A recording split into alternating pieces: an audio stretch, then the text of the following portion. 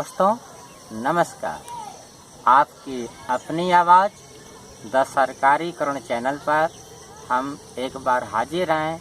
आज के सबसे ज्वलंत मुद्दे, सबसे बड़े मुद्दे, नौकरियों के लिए योग्यता का पहाड़, इस पर हम चर्चा करेंगे। दोस्तों, हमारा देश युवाओं का देश कहा जा रहा है।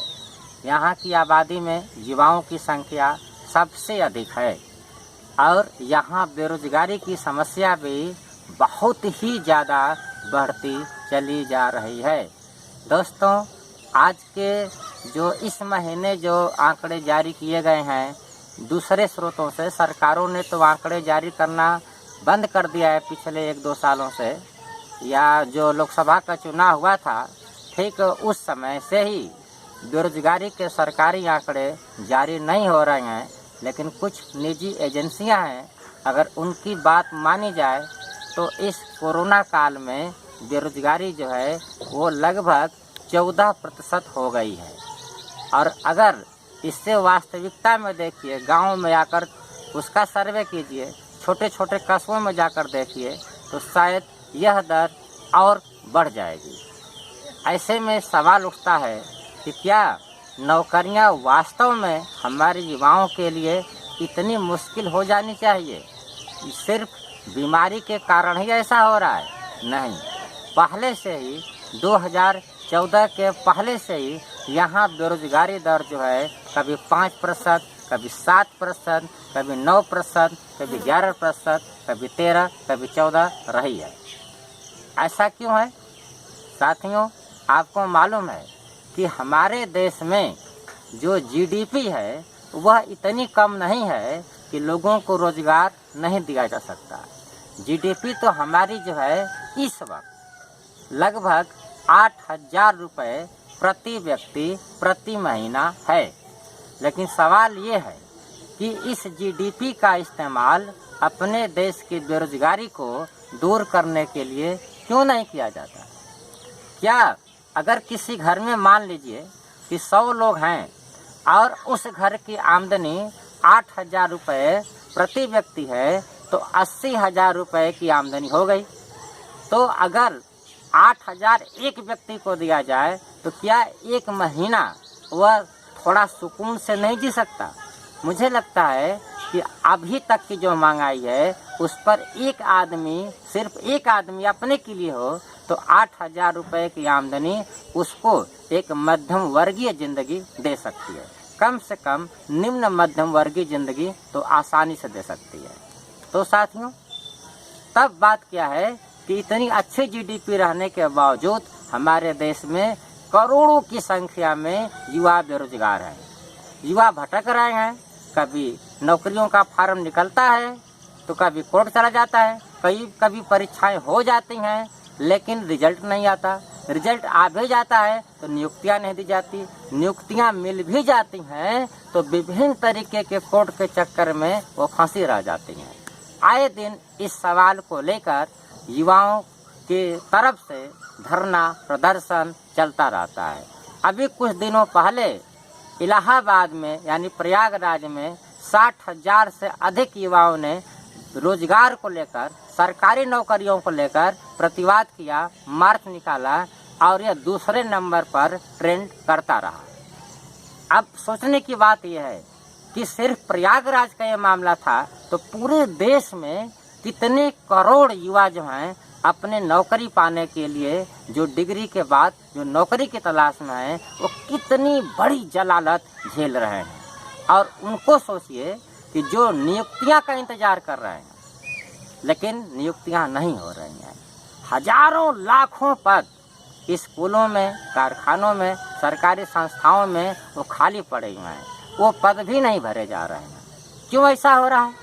नए पद की बात ही छोड़िए, जो पद हैं वे भी नहीं भरे जा रहे हैं। और ऐसे में युवाओं के अंदर घोर निराशा है, उनका भविष्य घोर अंधकार में है और उनके माँ बाप इस बात को लेकर चिंतित हैं कि अगर हमारे बच्चे को लाखों रुपए की खर्च करने के बाद डिग्री मिली है और अगर नौकरी नहीं मिलती है तो फिर वह क्या करेगा? इस महंगाई के ज़माने में जो कहा जा रहा है कि आप कोई रोजगार कर लो, आप कोई छोटा मोटा काम कर लो, तो ऐसा कोई काम नहीं है जिसे इतनी बड़ी संख्या में जो बेरोजगार हैं वो आसानी से कर लें। क्योंकि एक तो मंदी का दौर है, इसमें लोगों की क्रय क्षमता जो है वो कम हो गई है। लगातार लोगों के हाथ से पैसा निकलकर और जो देश के चंद अरबपति हैं उनकी जेब में पैसा चलता चला जा रहा है। सरकार जो है बैंकों में जो धनराशि आम जनता जमा करती है उस पर जो ब्याज है उसे लगातार कम से कम करती चली जा रही है। और जो धन पहले 5 साल में दुगना हो जाता था, अब वह धन बैंकों में शायद 10 साल में या 12 साल में दुगना हो रहा है। उसकी भी गारंटी नहीं है, क्योंकि जिस तरीके से बैंकों में घोटाले हुए, बैंकों में रोक लगी कि आप 1 महीने में इतनी से अधिक पैसा, अपना ही जमा पैसा नहीं निकाल सकते, इससे आशंका व्यक्त हुई है कि बैंकों में रखा हुआ धन भी सुरक्षित नहीं है। तो जब देश के हालात इतने बदतर हैं, आर्थिक हालात से मेरा मतलब है, तो ऐसे में बेरोजगार युवा जो नौकरी की तलाश में हैं वे क्या करें? सवाल ये है कि इस तरीके की बेरोजगारी आखिर है क्यों? मैंने पहले जिक्र किया कि जब जीडीपी इतनी ज़्यादा अच्छी है कि 8,000 रुपये कम से कम हम अपने प्रत्येक नागरिक को दे सकते हैं, यानी अगर 5 का परिवार है तो 40,000 रुपया तो हम बड़ी आसानी से दे सकते हैं। अगर इसमें कुछ सरकारी खर्चों के लिए अलग भी कर लिया जाए तो कम से कम 25,000 रुपया हम बहुत ही इजीली दे सकते हैं 5 के परिवार पर। तो फिर बेरोजगारी क्यों रहनी चाहिए? अगर हमारे देश में 100 लोग हैं तो उसमें से अगर हमारा उत्पादन 1 लाख का है तो साथियों करीब 73,000 रुपया जो है वह एक ही आदमी रख लिया है। 73,000 रुपया एक आदमी रख लिया है और 27,000 रुपये को 99 लोग लिए हुए हैं। तो ऐसे में बिना उस 73,000 को सरकारी दायरे में लिए और सरकारी नियंत्रण में उस पैसे को लेकर कारखाने खोलने, रोजगार देने के इंतजाम करने के सिवाय और कौन सा चारा है? सरकारों के यहाँ काम क्या है? सरकारें ये कह रही हैं कि वो जो 73,000 रुपये उसके पास है हम उससे केवल चिरौरी कर सकते हैं, जबकि कमाकर इसी देश के मजदूरों ने, किसानों ने इस देश के भीतर जो खनिज संसाधन थे, जो लोहा थे, पेट्रोलियम थे, जो गैस थी, जो नदियों का पानी है, इन्हीं सब के बल पे और जनता का जो पैसा बैंकों में रखा है उसी को बहुत ही आसान किस्तों पे वो कर्ज के रूप में उस कारखाने वालों ने लिया और बड़े लोगों ने लिया और इस तरीके से उनके पास जो 73,000 रुपया इकट्ठा हो गया है उसे वो अब उनकी मर्जी पर छोड़ दिया गया है कि भाई हम तुमसे निवेश करने के लिए चिरौरी कर रहे हैं, तुम निवेश करो या ना करो, इसके लिए हम तुम्हें मजबूर तो कर नहीं सकते। सोचिए, अगर वो धन जो 73,000 रुपया है अगर वो सरकार के कंट्रोल में होता तो उसकी चिरौरी नहीं करनी पड़ती, उसकी प्रार्थना नहीं करनी पड़ती। लेकिन जब निजीकरण का दौर है तो पूंजीपतियों के हाथ में पैसा है और वो पैसा आम जनता को नौकरी देने के लिए नहीं लगाना चाहते, वो ऐसी जगह लगाना चाहते हैं कि कम से कम मजदूरी देकर अधिक से अधिक मुनाफा कमाया जाए, फिर मुनाफा उनके जेब में चला जाए और आम जनता फिर से बेरोजगारी के दलदल में फंसती चली जाए। माने ऐसी तरीके से ऐसा चलता रहेगा कि उत्पादन कितनों बढ़ता चला जाए लेकिन उसका 73%, 80% जब एक ही आदमी के हाथ में केंद्रित हो जाएगा तो ये बेरोजगारी का पहाड़ जो है हमेशा ही खड़ा रहेगा। तो फिर ऐसा क्यों है कि जनता इस बात को नहीं समझ रही है?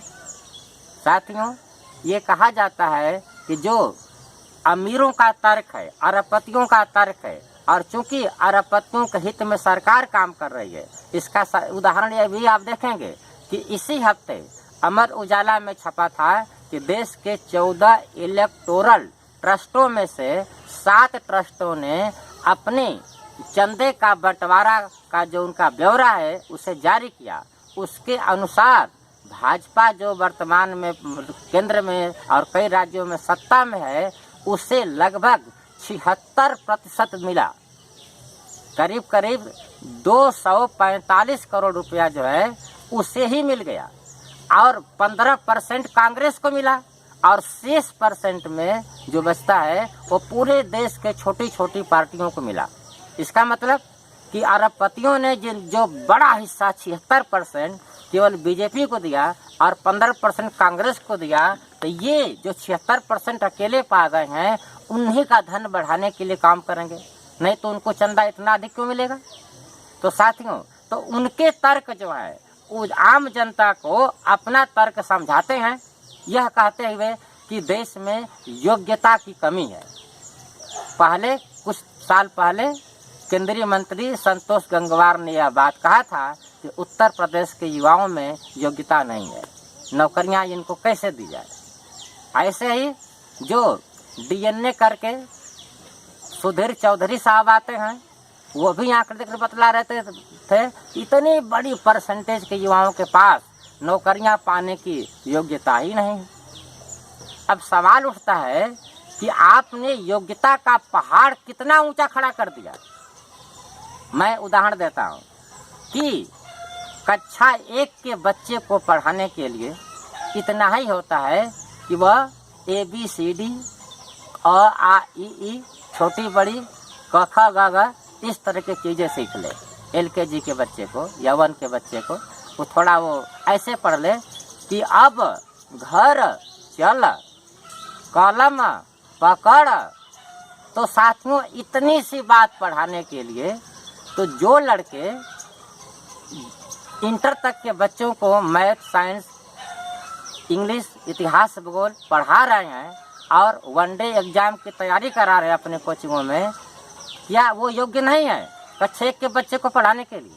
बिल्कुल योग्य है। अगर योग्य नहीं होते तो हजारों रुपए फीस देकर बच्चे उनकी कोचिंगों में क्यों जाते।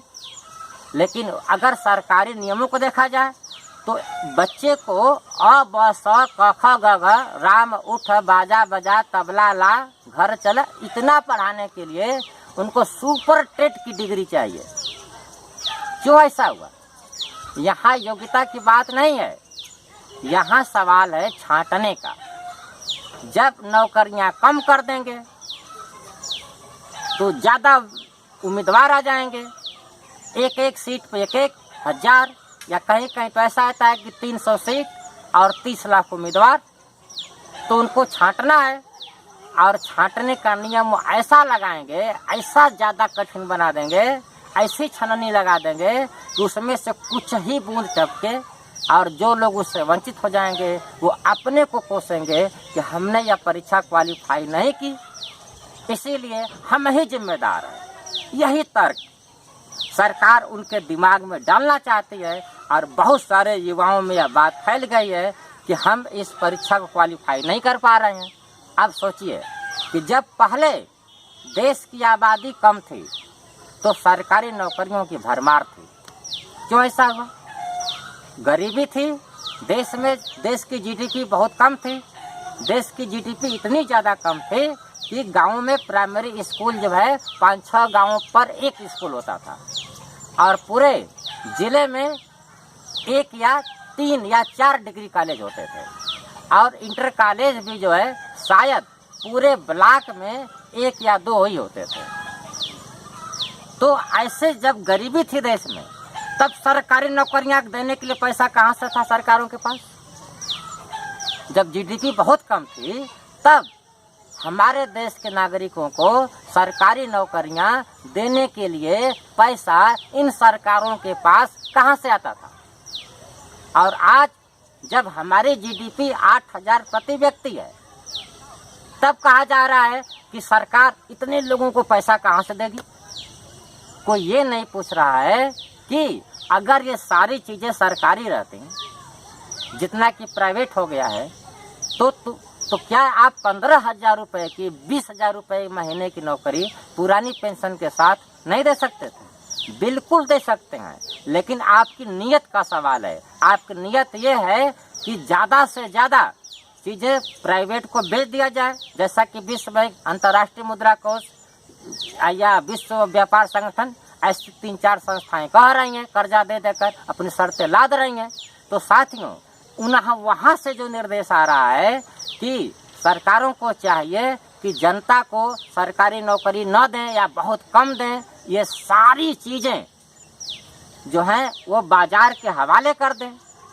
लोग बाजार में भटके 5,000 रुपये, 10,000 रुपये, 12,000 रुपये, 15,000 रुपये, वो 12-12 घंटे की ड्यूटी करें ताकि मालिकों को ज़्यादा से ज़्यादा पैसा अपनी जेब में डालने का मौका मिलता रहे। अब फिर उस पैसे को लेकर वे और ज़्यादा जनता की संपत्ति खरीद लें, जनता अपनी संपत्ति उनको देने पर मजबूर हो जाए और इधर बेरोजगारी का शिकार होकर वो आत्महत्या करे। तो साथियों सवाल यही बात है कि क्या योग्यता का जो पैमाना है वह अच्छा है, इस तरीके से ऊंचा कर देना कि वह आम आदमी की पकड़ से बहुत दूर चला जाए। एक उदाहरण मैं आपको और देना चाहता हूँ। आप गांव में देखते होंगे कि 15-20 साल के बच्चे जो अभी ठीक से, कुछ बच्चे तो वैसे भी हैं जो ठीक से ब्रेक लगाना तक नहीं जानते, वे ट्रैक्टर चला लेते हैं।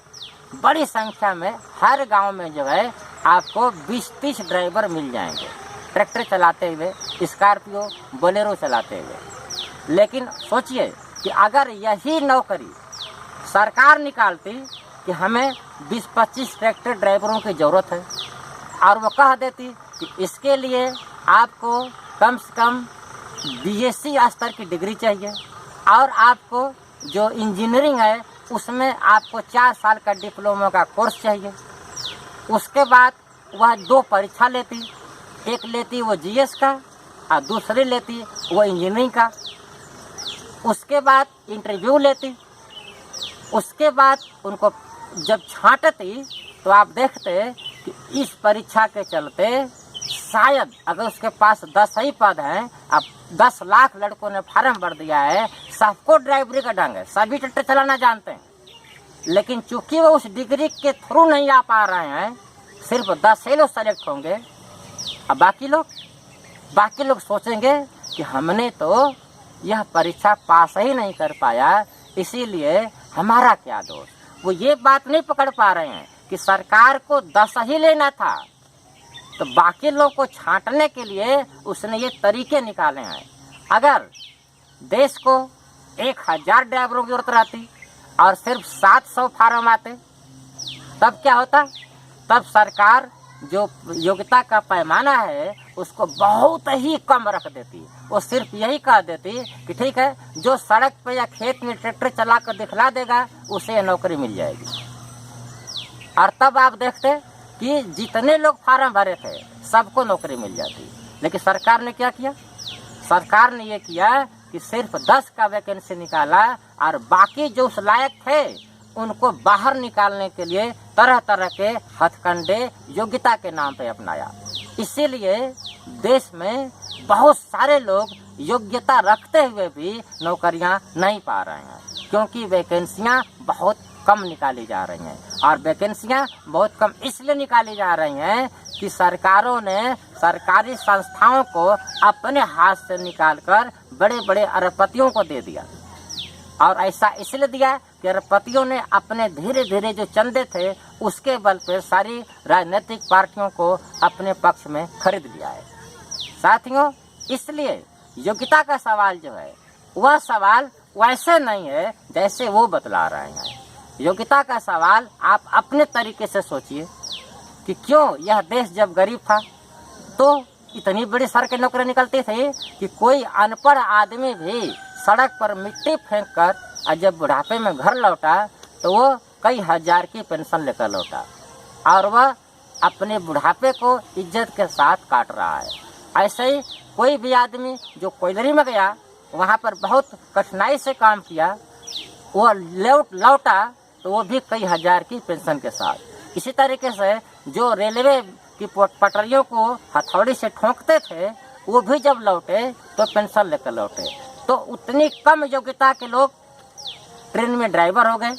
मैं ऐसे कई लोगों को जानता हूँ जो हाई स्कूल केवल पास थे या कोई तो 8 ही पास थे, लेकिन वह ट्रेन के ड्राइवर थे और अब वो लौटे हैं 60,000 की तनख्वाह तब थी और अभी भी जो है 35,000 के आसपास उनकी पेंशन बनती है।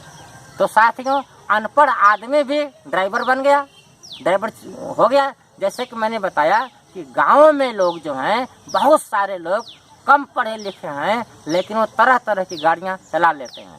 इसी तरीके से बहुत सारे काम हैं जिसमें योग्यता की कम जरूरत पड़ती है। मुझे लगता है कि जितनी ज़्यादा डिग्री मांगी जाती है नौकरी पाने के लिए, नौकरी पा जाने के बाद उसके आधे हिस्से की भी उपयोगिता नहीं रहती है। तब सोचने की बात है कि देश में जो हमारी आमदनी है इसका इस्तेमाल हम बेरोजगारी को करने में, बेरोजगारी दूर करने के लिए करना चाहते हैं या चंद अरबपतियों को और ज़्यादा उनका धन बढ़ाने के लिए, ताकि फोर्ब्स पत्रिका में जब लिस्ट जारी हो कि विश्व के टॉप अमीर कौन है तो उसमें हमारे देश का नाम भी आ सके। मुझे लगता है कि हमें फोर्ब्स पत्रिका में अपने देश के चंद अमीरों का नाम आ जाने के बजाय इस बात की चिंता करनी चाहिए कि जब दुनिया में लिस्ट ये जारी हो कि सबसे कम बेरोजगार किस देश में है तो उसमें हमारे देश का नाम आए कि भारत में बेरोजगारी दर दुनिया में सबसे कम है। यह हमारे लिए गर्व की बात होनी चाहिए। लेकिन हो क्या रहा है, इसका ठीक उल्टा हो रहा है और इसीलिए हमारा देश इस वक्त जो है बेरोजगारी का शिकार है। और आप इस समय देख रहे हैं कि बहुत सारे युवा जो हैं आत्महत्याएं कर रहे हैं। क्यों? नौकरी न पाने की जिम्मेदारी वो अपने ऊपर ले रहे हैं। ऐसे हालात कब तक चलेगा? अगर ये युवा बेरोजगारी को मुद्दा बनाकर और यह मांग करते हुए कि सरकारी नौकरी पाना हमारी प्राथमिकता है और प्रत्येक सरकार को लोगों की सुरक्षित जिंदगी देना, लोगों को न्यायपूर्ण जिंदगी देना, लोगों को गर्मक जिंदगी देना हर सरकार की नैतिक जिम्मेदारी है। अगर यह मांग करते हुए वे राजनीतिक दलों का घेराव करें, मंत्रियों का घेराव करें, प्रधानमंत्री से लेकर मुख्यमंत्री सारे लोगों की नाक में दम कर दें, जब ये सारे चीजें वो कानूनी दायरे में रहकर सड़क से संसद तक इसको जोरदार तरीके से उठाएंगे, तब सरकारों को लगेगा कि अब युवा चल पड़े हैं इस देश की तस्वीर को बदलने के लिए, हमें उनको नौकरी देनी ही पड़ेगी, नहीं तो हमारी सत्ता वो छीन लेंगे। चाहे सरकार आया राम की हो, चाहे सरकार गया राम की हो, सब लोगों को युवाओं के सामने घुटने टेक देने पड़ेंगे। इसके अलावा और कोई चारा नहीं है। बहुत बहुत धन्यवाद। नमस्ते।